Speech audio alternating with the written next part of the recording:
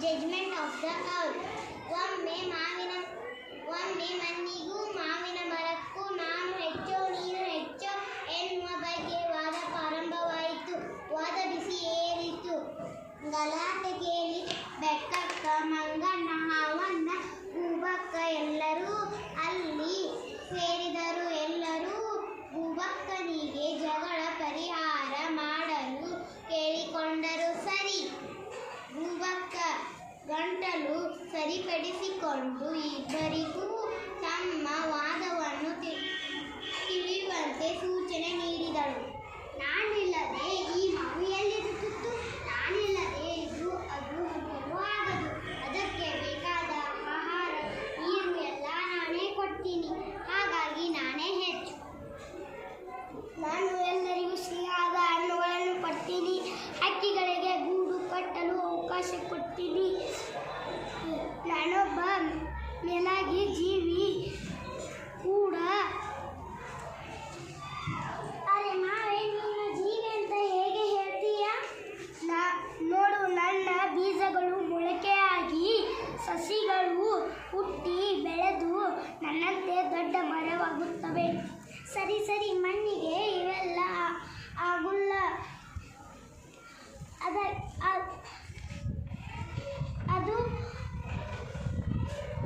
ಅದು ಬೆಳೆಯಲು ಮಣ್ಣು ಬೇಕಲ್ಲ. ನೀನು ಬೆಳೆಯಲು ಮಣ್ಣು ಬೇಕಲ್ಲ. ಅದು ಹೇಗೆ ಸಿಗುತ್ತೆ?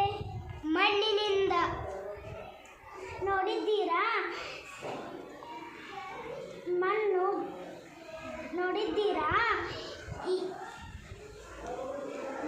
ಬೆಳೆಯಲು ಮಣ್ಣು ಬೇಕಲ್ಲ. ನೀನು ಬೆಳೆಯಲು ಮಣ್ಣು ಬೇಕಲ್ಲ. ಆದರೆ ನನ್ನ ಉದುರಿದ ಎಲೆಗಳಿಂದ ನನಗೆ ಆಹಾರ ಬರುತ್ತಲ್ಲ.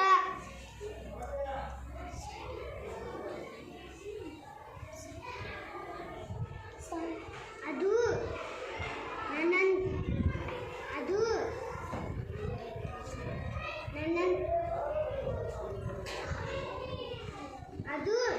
ನನ್ನ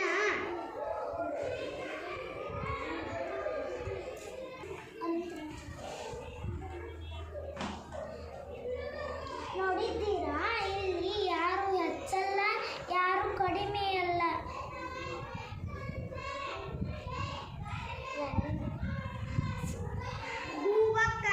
ಗೂಬಕ್ಕ ಮಾವು ಜೀವಿ ಅಂತ ಹೇಳ್ತಾಳಂದ್ರೆ ಮಣ್ಣು ಅದು ಜೀವಿಯಲ್ಲ. ಅದಕ್ಕೆ ಆಹಾರನೂ ಬೇಡ. ಅದು